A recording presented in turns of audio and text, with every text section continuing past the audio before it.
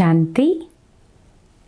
ఈరోజు మురళీ డేటు 2 ఫిబ్రవరి 2024.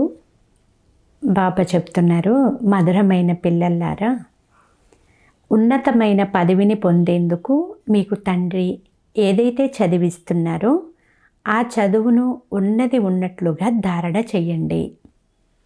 సదా శ్రీమతమును అనుసరిస్తూ ఉండండి.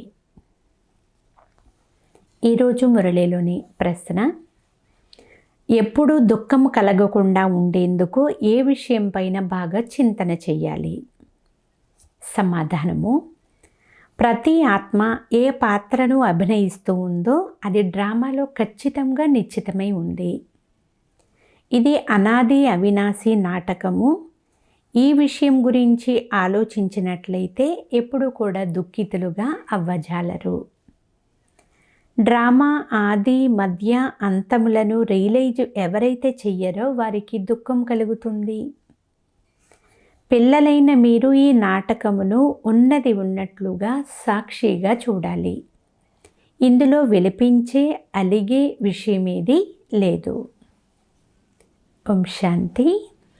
ఆత్మ చాలా సూక్ష్మమైనది అని ఆత్మిక తండ్రి కూర్చుని ఆత్మిక పిల్లలకు అర్థం చేయిస్తున్నారు. ఆత్మ అత్యంత సూక్ష్మమైనది. ఆత్మతో పోల్చినప్పుడు శరీరము చాలా పెద్దదిగా కనిపిస్తుంది. చిన్నదైన ఆత్మ శరీరము నుండి వేరైపోతే ఇక శరీరం దేనిని కూడా చూడలేదు.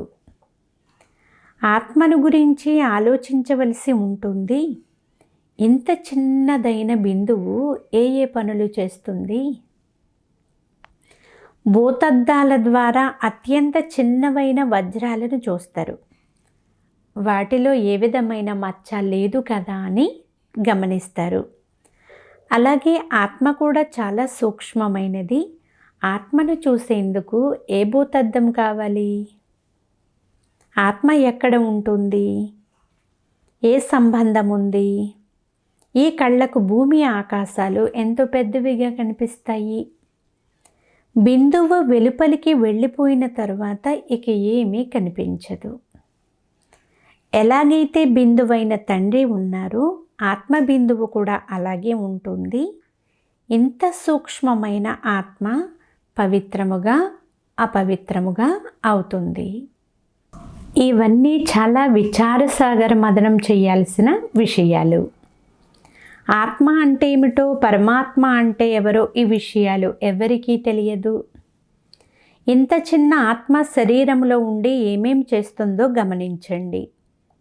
అలాగే ఆత్మలో 84 జన్మల సంపూర్ణ పాత్ర నిండి ఉంది. అది ఏ విధంగా పనిచేస్తుంది? అద్భుతం కదా. ఇంత చిన్న ఆత్మలో 84 జన్మల పాత్ర నిశ్చితమైపోయి ఉంది. ఒక శరీరాన్ని వదిలి మరొక శరీరాన్ని తీసుకుంటుంది. నెహ్రూ మరణించాడు, క్రీస్తు మరణించాడు, అంటే ఆత్మ వెళ్ళిపోయింది కనుక శరీరం మరణించింది. శరీరం ఎంత పెద్దది, ఆత్మ ఎంత చిన్నది. ఈ సృష్టి చక్రము ప్రతి 5000 సంవత్సరముల తర్వాత పునరావృతమవుతుంది అని బాబా మనకు చాలాసార్లు అర్థం చేయించారు. ఫలానా వారు మరణించారు, ఇదేమి కొత్త విషయం అయితే కాదు. అతని ఆత్మీయ శరీరాన్ని వదిలి మరొక శరీరాన్ని తీసుకుంది. 5000 సంవత్సరాల క్రితం కూడా ఈ నామరూపాలను ఇదే సమయంలో వదిలింది. తాను ఒక శరీరాన్ని వదిలి మరొక శరీరంలో ప్రవేశిస్తాను అని ఆత్మకు తెలుసు. ఇప్పుడు మీరు శివ జయంతిని జరుపుకుంటారు. 5000 సంవత్సరాల క్రితం కూడా శివ జయంతిని జరుపుకున్నాము అనే చూపిస్తారు. ప్రతి 5000 సంవత్సరాల తరువాత శివ జయంతి ఏదైతే వజ్రతుల్యమైనదో దానిని ఆచరిస్తూనే వచ్చారు. ఇవి యథార్థమైన విషయాలు. విచార సాగర మదనం చేయవలసి ఉంటుంది. అప్పుడే ఇతరులకు అర్థం చేయించగలుగుతారు. ఈ పండుగలు జరుగుతాయి, ఇదేమీ కొత్త విషయం అయితే కాదు. చరిత్ర పునరావృతం అవుతుంది అని మీరు అంటారు. ప్రతి పాత్రధారి 5000 సంవత్సరాల తరువాత మళ్ళీ అదే శరీరాన్ని తీసుకుంటుంది. ఒక నామ రూప దేశ కాలములను వదిలి మరొక దానిని తీసుకుంటుంది. మనుషులు అద్భుతము అని ఆశ్చర్యపోయే విధముగా మీరు జ్ఞానాన్ని విచార సాగరం మదనం చేసి వ్రాయాలి. ఇంతకు ముందు నన్ను ఎప్పుడైనా కలిసారా అని బాబా పిల్లల్ని అడుగుతారు. ఇంత చిన్నదైన ఆత్మనే ప్రశ్నించడం జరుగుతుంది. మీరు ఈ నామరూపాలతో ఇంతకు ముందు ఎప్పుడు కలిశారు అని బాబా అడిగితే ఆత్మ వింటుంది, అవును బాబా, మేము మీతో కల్పం క్రితం కలిసాము అని చాలామంది అంటారు. మొత్తం డ్రామా గురించిన సంపూర్ణ జ్ఞానం బుద్ధిలో ఉంది. వారు హద్దు నాటకంలోని పాత్రధారులు. ఇది అనంతమైన నాటకము. ఈ నాటకం చాలా ఖచ్చితమైనది. ఇందులో కొద్దిగా కూడా వ్యత్యాసం అనేది ఉండజాలదు. ఆ సినిమాలు హద్దులోనివి, యంత్రముల ఆధారముగా నడుస్తాయి. అందులో 2-4 రీళ్లు ఉంటాయి. అవి తిరుగుతూ ఉంటాయి. కానీ ఇది అనాది అవినాశి ఒకే అనంతమైన డ్రామా. ఇందులో ఎంత చిన్న ఆత్మ ఒక పాత్రను అభినయించి మళ్ళీ మరొక పాత్రను అభినయిస్తుంది. 84 జన్మల ఎంత పెద్ద ఫిల్మ్ రీల్ ఇది. ఇది ప్రాకృతికము. ఎవరి బుద్ధులైనా కూర్చుంటుందా? ఇది రికార్డు వంటిది. చాలా అద్భుతము. 84 లక్షలైతే ఉండవు, కేవలం 84 జన్మల చక్రమే. దీని పరిచయాన్ని ఎలా ఇవ్వాలి? పత్రికల వారికి తెలియచేసినట్లయితే వారు వార్తాపత్రికల్లో ముద్రిస్తారు. మ్యాగజైన్లలో కూడా మీరు పదే పదే వేయవచ్చు. మనము ఈ సంగమయుగంలోని ఈ విషయాలనే మాట్లాడతాము. సత్యయుగంలో అసలు ఈ విషయాలు ఉండనే ఉండవు. కలియుగంలో కూడా ఉండవు. జంతువులు మొదలైనవి ఏవైతే ఉన్నాయో వాటన్నింటినీ మళ్ళీ 5000 సంవత్సరాల తర్వాత చూస్తాము అని అంటారు. తేడా ఏమీ ఉండదు. డ్రామాలో అంతా నిశ్చితమైపోయి ఉంది. సత్యయుగంలో జంతువులు మొదలైనవి కూడా చాలా సుందరంగా ఉంటాయి. ఈ ప్రపంచమంతటి చరిత్ర భూగోళాలు పునరావృతం అవుతాయి. నాటకం షూటింగ్ జరిగినట్లు అవుతుంది. దోమ ఎగిరింది అంటే అది కూడా షూటింగ్ చేయబడుతుంది, మరలా పునరావృతం అవుతుంది. ఇప్పుడు మనము ఈ చిన్న చిన్న విషయాల గురించి ఆలోచించము. మొదట తండ్రి స్వయంగా చెప్తున్నారు, నేను కల్పకల్పము సంగమయుగంలో ఈ భాగ్యశాలి రథంలో వస్తాను. పరమాత్మ ఏ విధంగా ఇతనిలో వస్తారో ఆత్మ చెప్తుంది. వారు ఎంతో చిన్నని బిందువు, కానీ వారిని జ్ఞానసాగరులు అని అంటారు. జ్ఞానసాగరుడు వివరించే విషయాలను మీలో కూడా ఎవరైతే వివేకవంతులు ఉన్నారో వారు మాత్రమే అర్థం చేసుకోగలుగుతారు. ప్రతి 5000 సంవత్సరాల తరువాత నేను వస్తాను అని తండ్రి చెప్తున్నారు. ఇది ఎంత విలువైన చదువు. తండ్రి వద్దనే ఖచ్చితమైన జ్ఞానం ఉంది. దానినే బాబా పిల్లలకు ఇస్తారు. మిమ్మల్ని ఎవరైనా అడిగితే మీరు వెంటనే సత్యయుగం యొక్క ఆయుష్ 1250 సంవత్సరములు అనే చెప్తారు. అక్కడ ఒక్కొక్క జన్మకు 150 సంవత్సరాల ఆయుష్ ఉంటుంది. ఎంత పెద్ద పాత్ర అభినయించబడుతుంది. బుద్ధిలో చక్రమంతా తిరుగుతుంది. మనము 84 జన్మలు తీసుకుంటాము. సృష్టి అంతా ఈ విధంగా చక్రంలో తిరుగుతూనే ఉంటుంది. ఇది అనాది అవినాశిగా తయారు చేయబడిన నాటకము. ఇందులో నూతనముగా అంటే కొత్తగా చేర్చటం అనేది ఏది కూడా జరగదు.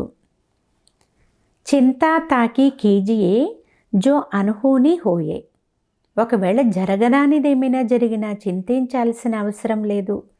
ఎందుకంటే ఇది నిశ్చితమై ఉన్న సృష్టి నాటకము. ఏది ఎలా జరగాలని ఉందో అలాగే జరుగుతుంది అనే గాయనం కూడా ఉంది. ఏదైతే జరుగుతుందో అని నాటకంలో నిశ్చితమై ఉంది, సాక్షిగా ఉండి చూడవలసి ఉంటుంది. ఆ నాటకంలో ఎవరిదైనా ఏడ్చే పాత్ర నడుస్తున్నప్పుడు ప్రేక్షకులలో చూసేవారు ఎవరైతే బలహీనంగా ఉన్నారో వారు కూడా ఏడవడం ప్రారంభిస్తారు. అది నాటకమే కదా, కానీ ఇది నిజమైనది. ప్రతి ఆత్మ పాత్రను అభినయిస్తుంది. డ్రామా ఎప్పుడు కూడా ఆగిపోదు. ఇందులో ఏడ్చే మాట కానీ అలిగే మాట కానీ లేదు. ఏది కొత్త విషయం కాదు. ఎవరైతే నాటకం యొక్క ఆది మధ్య అంతముల గురించి తెలుసుకోలేదో వారే దుఃఖపడతారు. ఇది కూడా మీకు తెలుసు. ఈ సమయంలో మనము ఈ జ్ఞానంతో ఏ పదవిని పొందుతామో చక్రంలో తిరిగి మళ్ళీ అదే పదవిని పొందుతాము. ఇవి చాలా ఆశ్చర్యకరమైన, అద్భుతమైన, విచారసాగరమదనం చేయాల్సిన విషయాలు. ఏ మనుష్యులకు ఈ విషయాలు తెలియవు. ఋషులు మునులు కూడా రచయిత రచనల గురించి తెలియదు అని అనేవారు. రచయిత ఇంత చిన్న బిందువని వారికేం తెలుసు? వారి నూతన సృష్టి రచయిత. వారు పిల్లలైన మిమ్మల్ని చదివిస్తారు. వారు జ్ఞాన సాగరులు. ఈ విషయాలు పిల్లలైన మీరే అర్థం చేయిస్తారు. మాకు తెలియదు అని మీరు అనరు. ఈ సమయంలో తండ్రి మీకు అన్నీ అర్థం చేయిస్తారు. మీరు ఏ విషయంలోనూ దుఃఖపడడం లేదా పశ్చాత్తాపడే అవసరం లేదు. సదా హర్షితముగా ఉండాలి. ఆ డ్రామా ఫిల్ము అయితే నడుస్తూ నడుస్తూ అరిగిపోతుంది, పాతదైపోతుంది.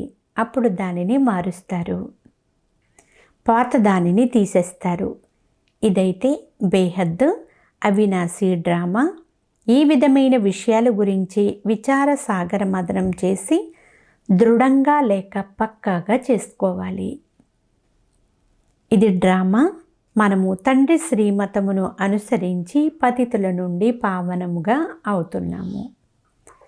మనము పతితము నుండి పావనముగా అయ్యే లేదా తమో ప్రధానము నుండి సతో ప్రధానముగా అయ్యే మార్గము ఇంకేది కూడా ఉండజాలదు. పాత్రను అభినయం చేస్తూ చేస్తూ మనము సతో ప్రధానము నుండి తమో ప్రధానముగా అవ్వాలి. మళ్ళీ తిరిగి సతో ప్రధానముగా అవ్వాలి. ఆత్మ వినాశనం అవ్వదు. అలాగే ఆత్మలోని పాత్ర కూడా నాశనం అవ్వజాలదు. ఇటువంటి విషయాల గురించి ఎవ్వరికీ ఆలోచన నడవదు. మనుషులు విని ఆశ్చర్యపోతారు. వారు కేవలం భక్తి మార్గంలోని శాస్త్రాలను మాత్రమే చదువుతారు. రామాయణం, భాగవతం, గీత మొదలైనవి అవే. ఇందులో విచారసాగర మదనం చెయ్యాల్సి ఉంటుంది. బేహద్దు తండ్రి దేనిని అర్థం చేయిస్తారో దానిని మనము ఉన్నది ఉన్నట్లుగా ధారణ చేస్తేనే ఉన్నతమైన పదవిని పొందుకుంటాము. అందరూ ఒకేలాగా ధారణ కూడా చెయ్యలేరు. కొందరు చాలా సూక్ష్మంగా అర్థం చేయిస్తారు. ఈ రోజుల్లో అయితే జైళ్లలో కూడా ఉపన్యసించేందుకు వెళ్తారు. వేశ్యల వద్దకు కూడా వెళ్తారు. చెవిటివారు, మూగవారి వద్దకు కూడా పిల్లలు వెళ్తూ ఉంటారు. ఎందుకంటే వారికి కూడా జ్ఞానం పొందేందుకు హక్కు ఉంది. సైగలతో అర్థం చేసుకుంటారు. అర్థం చేసుకునే ఆత్మ అయితే లోపల ఉంది కదా. చిత్రాన్ని ఎదురుగా ఉంచినట్లయితే చదువుకోగలుగుతారు. ఆత్మలో బుద్ధి ఉంటుంది కదా. భలే గుడ్డివారు, కుంటివారు, వికలాంగులు అయినా అందరూ ఏదో ఒక రకంగా అర్థం చేసుకుంటారు. గుడ్డివారికి చెవులైతే ఉంటాయి కదా. మీ మెట్ల చిత్రం చాలా బాగుంది అంటున్నారు బాబా. ఈ జ్ఞానాన్ని ఎవరికైనా అర్థం చేయించి స్వర్గంలో వెళ్ళేందుకు వారిని కూడా యోగ్యులుగా చేయవచ్చు. ఆత్మ తండ్రితో వారసత్వాన్ని తీసుకోగలదు, స్వర్గములోకి వెళ్ళగలదు. భలే శారీరక అవయవాలు లోపభూయిష్టంగా ఉండవచ్చు. అక్కడైతే గుడ్డివారు, కుంటివారు, వికలాంగులు మొదలైన వారు ఉండనే ఉండరు. అక్కడ ఆత్మ మరియు శరీరము రెండూ కాంచనముగా ఉంటాయి. ప్రకృతి కూడా బంగారములా ఉంటుంది. కొత్త వస్తువు తప్పకుండా సతో ప్రధానంగా ఉంటుంది. బాబా అంటున్నారు, ఇదంతా డ్రామాలో తయారై ఉంది. ఒక సెకండు మరొక సెకండుతో కలవదు, ఎంతో కొంతైనా వ్యత్యాసం అనేది ఉంటుంది. ఈ విధమైన డ్రామాను మీరు ఉన్నది ఉన్నట్లుగా సాక్షిగా ఉండి చూడండి. ఈ జ్ఞానం మీకు ఇప్పుడు లభిస్తుంది, తరువాత ఎప్పుడూ లభించదు. ఇంతకుముందు ఈ జ్ఞానం లేదు. ఇది అనాది అవినాశిగా తయారు చేయబడిన డ్రామా అని చెప్పబడుతుంది. దీనిని స్వయం బాగా అర్థం చేసుకోవాలి, ధారణ చెయ్యాలి, అప్పుడు ఇతరులకు అర్థం చేయించాలి. బ్రాహ్మణులైన మీకు మాత్రమే ఈ జ్ఞానం తెలుసు. ఈ శక్తివంతమైన బలమునిచ్చే ఔషధం మీకు లభిస్తుంది. చాలా మంచి వస్తువులను మహిమ చేస్తూ ఉంటారు. నూతన ప్రపంచము ఎలా స్థాపన అవుతుందో, మళ్ళీ ఈ రాజ్యం ఎలా వస్తుందో మీలో కూడా నెంబర్ వారీగా అర్థం చేసుకున్నారు. వారు ఇతరులకు కూడా అర్థం చేయించగలరు. చాలా సంతోషముగా ఉంటారు. కొందరికి ఏమాత్రం సంతోషం ఉండదు. ప్రతి ఒక్కరికి ఎవరి పాత్ర వారికి ఉంది. ఎవరి బుద్ధిలో కూర్చుంటుందో విచారసాగర మదనం ఎవరైతే చేస్తారో వారు ఇతరులకు ఈ జ్ఞానాన్ని అర్థం చేయించగలుగుతారు. ఇది మీ చదువు. దీని ద్వారా మీరు ఇలా తయారవుతారు. మీరు ఎవరికైనా సరే మీరు ఆత్మలు అని అర్థం చేయించవచ్చు.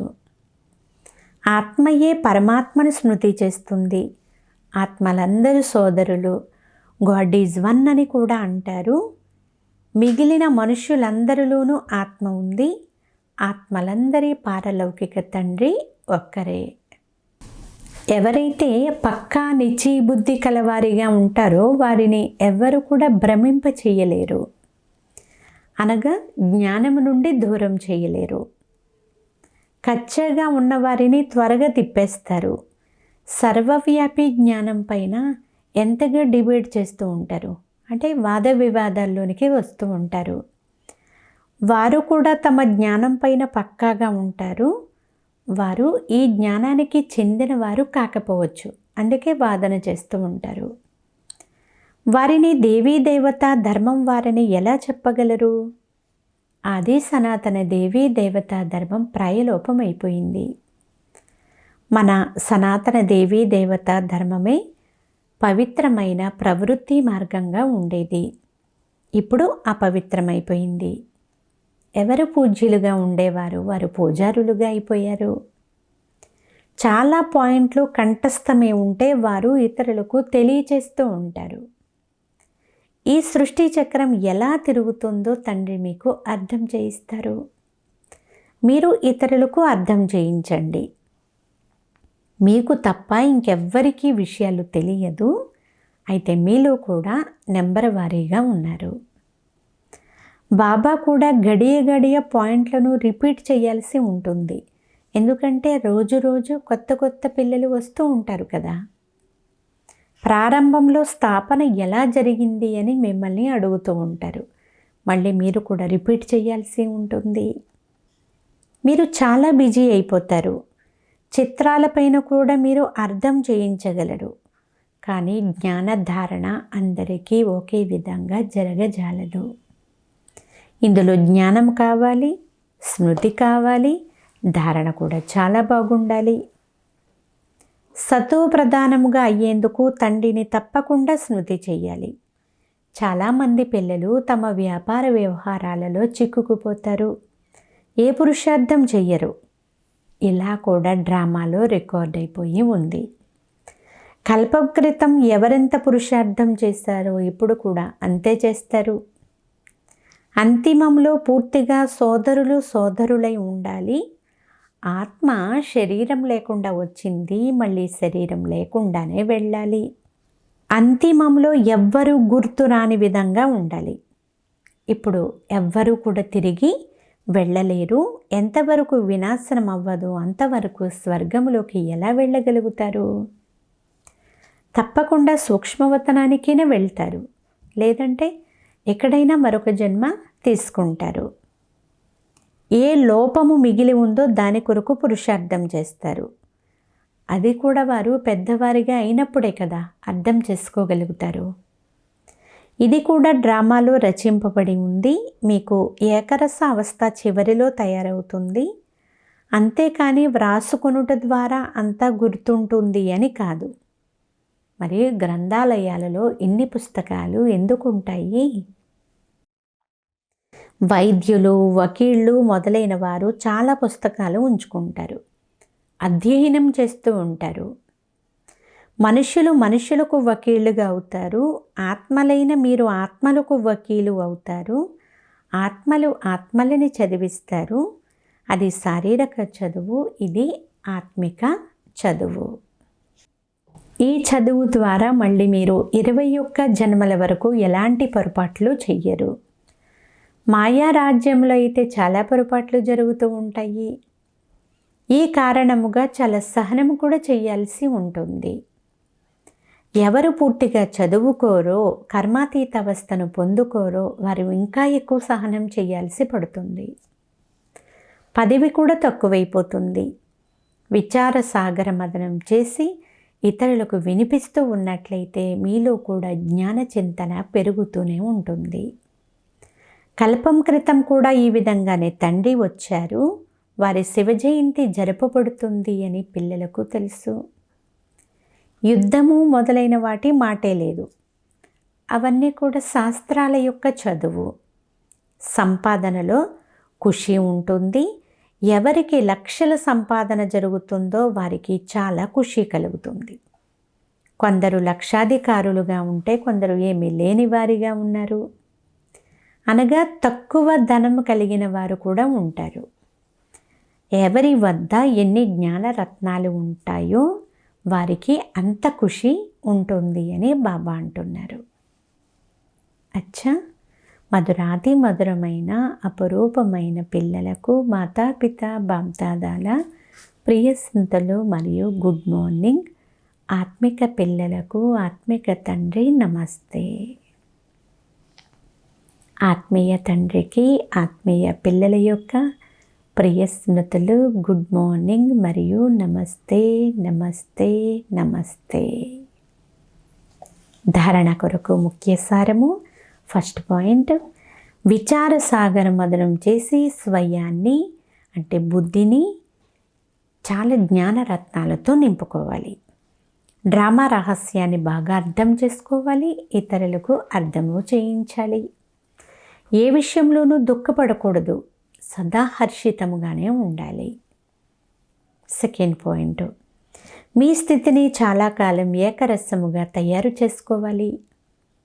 తద్వారా చివర్లో ఒక్క తండ్రి తప్ప ఇతరులెవ్వరూ కూడా గుర్తు రాకూడదు. మేమంతా బాయి అంటే సోదరులము. ఇప్పుడు తిరిగి వెళ్ళాలి. ఈ అభ్యాసమే సదా చేస్తూ ఉండాలి. ఈరోజు వరదానము, సోమరితనము లేక నిర్లక్ష్యము అనే అలకు వీడ్కోలును ఇచ్చి సదా ఉమంగ ఉత్సాహంలో ఉండే తెలివిగల ఆత్మ భవ. చాలామంది పిల్లలు ఇతరులను చూసి స్వయం సోమరులుగా అయిపోతూ ఉంటారు. ఇదైతే జరుగుతూనే ఉంటుంది, ఇదైతే నడుస్తూనే ఉంటుంది అని అనుకుంటారు. ఎవరైనా ఒకరు మోసపోతే అది చూసి నిర్లక్ష్యముగా సోమరిగా అయ్యి స్వయం కూడా మోసపోవడం, ఇదేమైనా తెలివైన పనా? ఇలా నిర్లక్ష్యముగా సోమరిగా ఉండేవారి పశ్చాత్తాప గడియలు ఎంత కఠినంగా ఉంటాయని బాప్దాదాకు అటువంటి పిల్లలపైన చాలా దయ కలుగుతుంది.